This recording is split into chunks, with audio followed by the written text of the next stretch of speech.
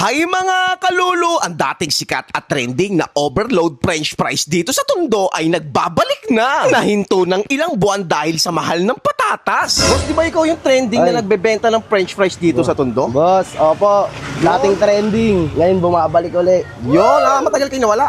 Opo, almost 2 months dahil ang taas ng patatas. Pero ngayon tinry ko lang. Kahit pa paano may yung mga bumibili noon hanggang ngayon, bumabalik at may mga nagtatry pa rin hanggang ngayon. Sa kanyang pagbabalik, talagang hinahanap-hanap at binabalik-balikan ng mga tao dahil sa fresh at mala overload na french fries. Ano? Mahilig ka ba sa french fries? Tara, puntahan na natin! Sige nga, boss, pa-order ako ng isang overload na french fries siya dito. Sige po, Ayun, oh. anong flavor po? Pwede Anong po siyang isang flavor, pero kung may jowa kayo, tapos di kayo magkasundo, pwedeng mix. Yun, pwede pala magbate. Sige, boss, bigyan mo ako ng mixed flavor dyan. Yun. Magkano pa rin yung french fries mo dito? Pinix ko muna siya ng 120. One size lang po yun. Tapos, if ever na itong January, bumaba, syempre, hindi naman tayo opportunista. Ibababa ko kaagad yung presyo ko sa dati. 109, ganun. Ah, okay. Okay, tuwing ano oras kayo nag-open tsaka nagsasara dito, boss? Nag-open po kami ng 3 or 4 p.m. tapos hanggang maubos lang yung patatas, mga 12, ganun. Okay, saan po yung exact location niyo po? Matatagpuan po yung chicken fries sa Kagitingan, Balagtas, Todo, Manila, or pwede nyo pong ipin pag gusto nyo dayuhin sa Negis Eatery, pinpoint. Lalabas na po kagad yan.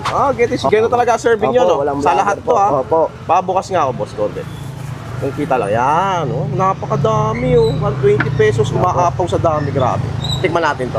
Ayun, mga kalulu, nadaanan natin dito yung isa sa mga trending at sikat na nagbebenta ng french fries dito sa may Kagatingan, Tondo, Manila. Ayun, oh. Kita mo naman, oh. Sa halagang 120 pesos, napakadami, ah. Tikman natin, syempre. Ang dami nito. Overload talaga yung french fries nila dito, ha. 120 pesos, wala kang talo. Ang flavor nito is, ano flavor ng in-order ko? Sour and cream, tsaka chili barbecue. Fresh na fresh, talagang sarili nilang gawa. Dito mismo sila gumagawa. Sarap. Sarap. Kala mo sumasabay sa mga mamahaling nagbebenta ng price, eh, no? Pero ang maganda dito is, napakamura, napakadami pa. Kaya talagang pinupuntahan ng mga tao. Kababalik lang niya, 2 months siyang nahinto dahil nagtaas daw yung presyo ng patatas.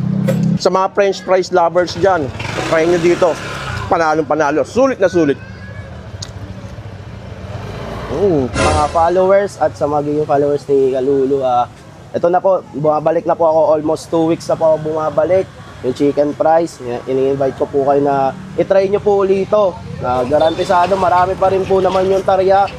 At saka sobrang crispy na po yung niluluto namin dahil medyo manipis na yung lutuan namin ngayon compare dati.